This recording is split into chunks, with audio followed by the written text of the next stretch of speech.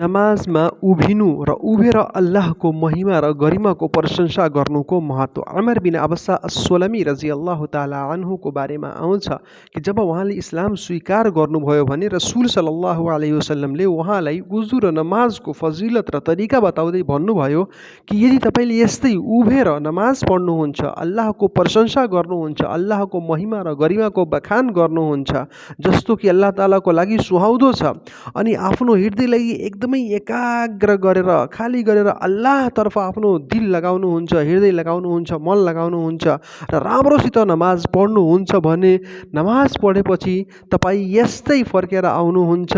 Mean खतियतिही इल्ला इन्सरफ mean खतियतिही कहयतिही यौमा वलदतहु उम्मु, जस्तो कि तपाईँको आमाले तपाईँलाई आज जन्म दिनुभएको छ त्यस्तै गुनाहहरूबाट चाहिँ पाक साफ भएर एकदमै पवित्र भएर फर्कनुहुन्छ भने हामीले के थाहा भयो? यदि हामी राम्रोसित नमाज पढ्छौँ, अल्लाहको प्रशंसा गर्छौँ, हरेक कुरा राम्रोसँग गर्छौँ भने इन्शाअल्लाह हाम्रो पापहरू पनि क्षमा हुन्छन्।